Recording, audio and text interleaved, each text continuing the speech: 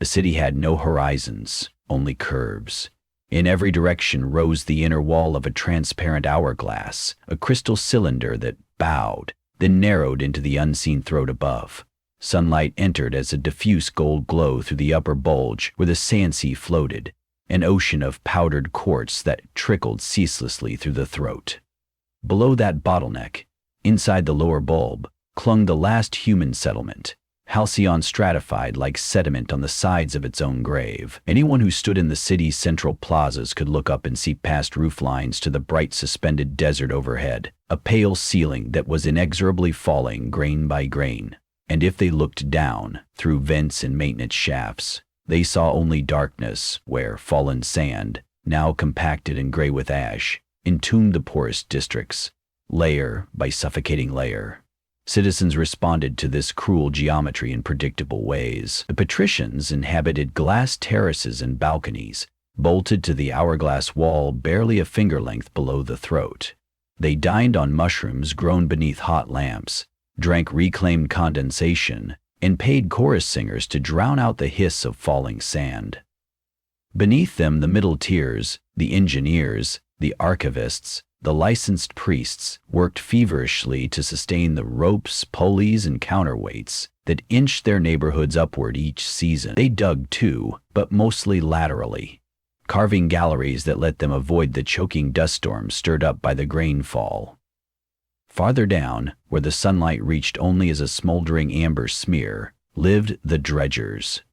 These were the men, women, and children whose job was to scoop, cart, and shovel away the ever-rising dunes so that the rest of Halcyon could pretend it still had a floor. Their district was called the Basin, though no one from above visited long enough to notice that every street name had been swallowed by sand. Reyes was born in the Basin and had no intention of dying there.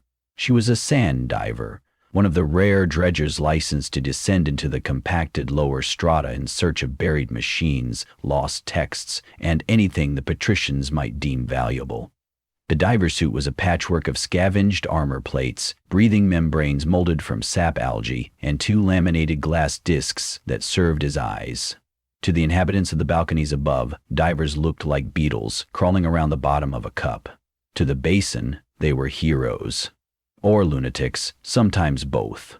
Lyra liked to think she belonged to the first category, but the bruises on her ribs and the perpetual rasp in her lungs whispered otherwise. She made her home in a loft carved into the hull of a derelict freight elevator that had sunk halfway into the dunes. Each dawn she rose to the sound of grit rattling against her shutters and checked the simple measure that every Basin family kept: a copper rod planted upright in the main room.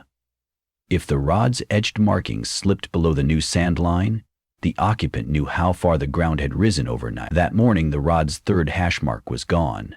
3 centimeters in a single night. An avalanche. Lyra's jaw clenched. Another week of that rate and her neighbor's smoker kiln would be under. Another month and the Basin's primary air pump might be lost. Yet the patricians still demanded artifacts. So Lyra accepted a contract from Archivist Damaris.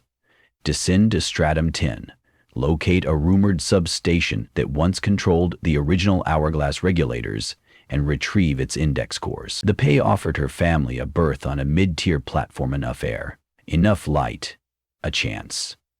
She sealed the contract with a thumbprint, wiped sweat from her brow, and loaded her suit with 3 oxygen flasks, an auger drill, and a magnesium torch. Stratum 10 was a myth to most Basin dwellers. No one had returned from depths beyond 7 in 3 years, but Lyra believed in maps, the way others believed in gods, and she owned one, etched on flexible slate, a relic she'd traded 2 years of wages to obtain. According to its faded scratchings, a maintenance tunnel angled toward the center line just past Stratum 8. If the tunnel hadn't collapsed, it might still reach the machinery room Damaris coveted. She descended through access hatches whose seals screamed when they opened. Sand poured in around her boots, threatening to lock each joint. 30 meters down, she passed the body of a diver who'd been insufficiently ballast weighted. The corpse floated half-buried, skull visor staring at her with lenses frosted opaque. Lyra muttered a prayer for anonymity. The dead deserved at least that. At Stratum 9, she ignited a flare. The light revealed crude slums crushed flat by pressure. Walls looked melted. She realized it was not heat but time that had flowed here, softening steel into viscous, sagging sculptures.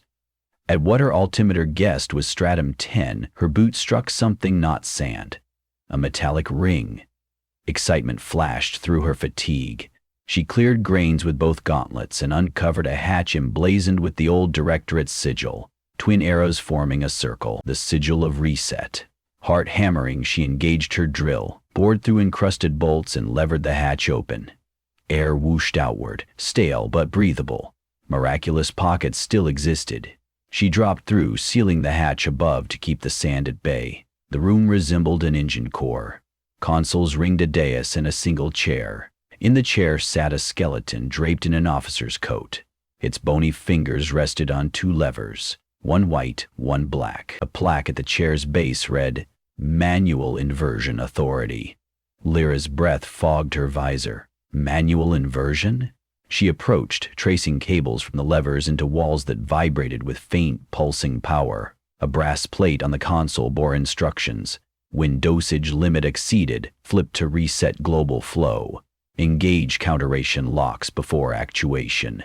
She needed no engineer's license to understand. The hourglass was meant to be turned over. Not just once, but cyclically. Someone had built mechanisms, locks, counterweights, maybe external arms to rotate the entire colossal globe. But Halcyon's ancestors had abandoned the room or died here, and the hourglass had trickled one way ever since. Lyra's first thought was insane jubilation. If she flipped the glass, the buried basin would become the new top, free of sand and flooded with light. The patricians would be pressed to dig themselves out from what had once been their sky. Balance, at last. Then dread eclipsed elation. The people in the terraces, for all their cruelty, were still people. Children, infirm elders, lovers. A flip would drown them in darkness and debris. And what guarantee existed that the mechanism still worked?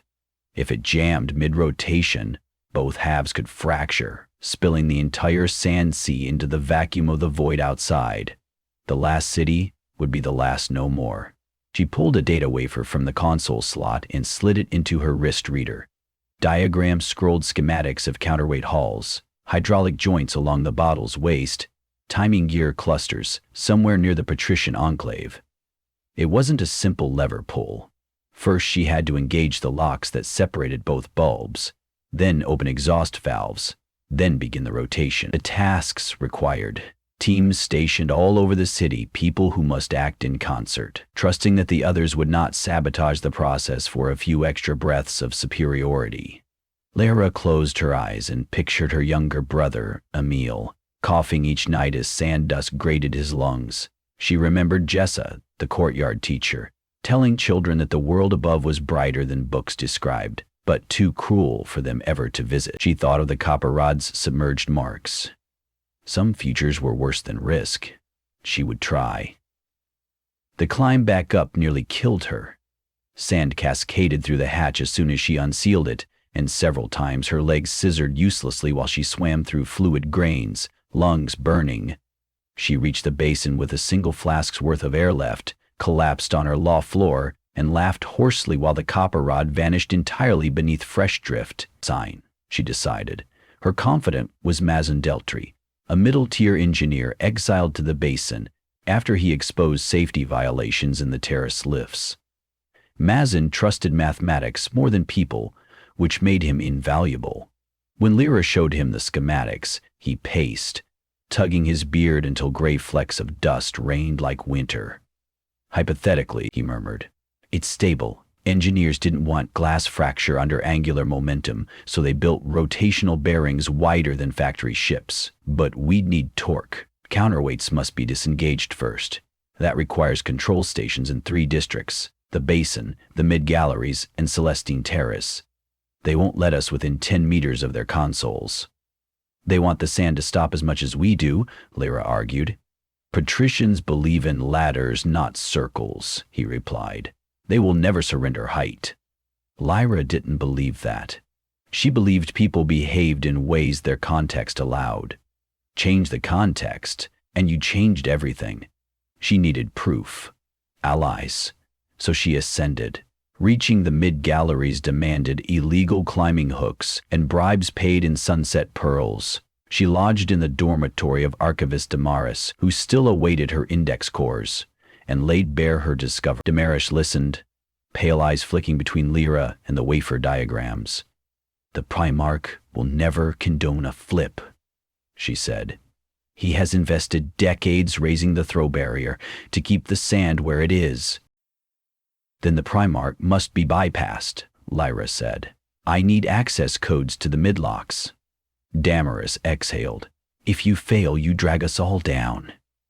"We're already going down," Lyra said softly, "just slower than you can measure." The archivist handed over a code crystal. Loyalty, Lyra realized, sometimes grew in scholarly gardens. Next, she approached the Celestine Terrace using Mazin's forged badges. The terraces were everything the Basin rumor mill promised. White alabaster decks, fragrant vapor baths, suspension bridges of woven glass fine. But Lyra also saw rattled faces. Patricians carried satchels of sand from their own parlors, proof the accumulation had reached them too. Fear kneaded them into humility. Her target was Counselor Branneth, master of weights. She found him in the lift observatory, staring at charts that rose faster than his lips could curse. Lyra demonstrated the schematics, recounted her descent, and offered him the chance to become savior not merely of his echelon, but of all. Branneth's eyes widened. "Rotate the world?" he whispered. "What if it shatters?" "What if it doesn't?" she replied. "What if you get your sky back?" Greed and dread warred on his brow. At last he nodded, extracting a signet key from around his neck. "The lock levers you need are guarded by the throat sentinels," he warned, "but I can recall them to war games tomorrow at dusk. 10 minutes window, no more." Lyra pressed her fist to her heart. The alliance was forged. Dusk came like diluted honey. Mazin coordinated Basin crews to disengage lower ballast clamps. Damaris oversaw mid-gallery valve purges. Lyra ascended to the throat walkway with Branneth's signet burning against her breastbone. She crossed empty side bridges where falling sand hissed past like sideways rain. The city felt tense, held breath. A single misstep and tumbling quartz would pummel her to paste against the curved wall. Reaching the lock tower, she inserted the signet. A cog the size of a mill wheel groaned, revealing twin bronze cranks. She grasped one. It was warm, vibrating with stored power. Mazin's voice crackled over her headset from a makeshift radio coil. "Lower ballast free, mid-valves open, begin lock twist on your mark." Lyra looked up through the semi-transport throat. Above lay the entire sand ocean, convulsing as pockets shifted. Below sprawled Halcyon, its levels lit like constellations. She thought of how those lights would invert. Sky become ground, ground become sky. She whispered a litany for the living. 3, she said. 2, 1 mark. She twisted. Gears shrieked. Metal stamping plates slid home. Throughout the hourglass, titanic arms unlatched, bearings rolled. Somewhere deep inside the waist, hydraulic flanges released with booms that echoed like thunder inside a cathedral. "Locks engaged," Mazin confirmed. "Initiate rotation." The rotation lever rested in the same tower. Lyra grasped it and pulled. A colossal clang reverberated, followed by the steady bass hum of counterweights descending the outer hull. The entire world tilted. Patrician towers that once leaned toward the basin now angled toward the sand sea. Screams sliced the air as citizens felt motion their ancestors had never known. Lyra held fast to a rail as the horizon lined over the rim of the bulb rose past her feet. Sand began to spill backward through the throat, defying ages of gravity's memory. The flow roared, a waterfall in reverse. Billions of grains cascaded past her, pelting terraces that had never known the taste of burial. Immediately filters clogged, crystalloid gardens shattered, and alabaster decks vanished beneath the tide. But simultaneously, far below, the basin saw dawn. Dust blankets peeled away, revealing onion-domed roofs, muraled steps, the forgotten faces of statues. Sunlight, real, unmarred, poured into alleys where children gasped at its warmth instead of its suffocation. The rotation lasted 7 interminable minutes. Lyra's muscles burned, clinging against centrifugal drag. Then silence descended, orientation settled. She was now hanging where the throat met the other bulb, but what had been top was bottom and bottom top. The city's architecture looked absurd, cross-hatched with inversion hydroponic gutters spouting upward, chandelier streets dangling over blank gulfs. Yet it held. Mason's voice emerged, weak but alive. Structural integrity, 95%. Glasshemes intact. Halcyon is stable. From the terraces now depths rose muffled shouts. Some cursed, some prayed. Lyra knew the coming weeks would test every moral doctrine ever invented. The newly buried would demand rescue. But rescue was possible, for the mechanism could turn again. Not in centuries, but in years, perhaps seasons. The hourglass could breathe. Lyra descended using ropes that were now ladders. She reached the basin, now termed the crown by grinning former dredgers, and watched citizens scoop last drifts of sand from doorways to reveal color once believed extinct. Lapis tiles, saffron awnings, murals of green hills no child had believed real. Emile ran to her, eyes blazing, and lifted her off her feet while coughs cracked into laughter. Teachers rang dinner gongs in streets that echoed for the first time in decades. That night, under an unfamiliar canopy where the sand sea glimmered above like a pale aurora, delegations met. Basin elders, mid-gallery archivists, and trembling patricians relocated to temporary shelters debated a charter for rotation cycles. Once every 12 years, they agreed, the glass would turn. Each stratum would know both ascent and descent, light and dark. Resources would be rationed for equitable climb preparation. Children would serve apprenticeships in opposing strata, so empathy grew muscle. None of it was perfect. Some patricians refused cooperation, plotting rebellion. Some dredgers sought vengeance rather than justice. But the very fact that everyone now stood on the same side of the throat created leverage for negotiation.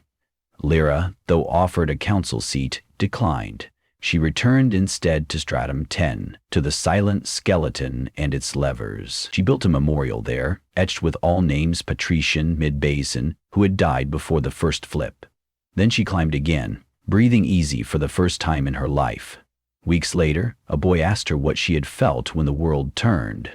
Lyra considered. "I felt the sand move," she said, and learned it was not the sand that had trapped us, but our certainty that we could do nothing about it. The boy frowned. "Will the sand stop falling now?"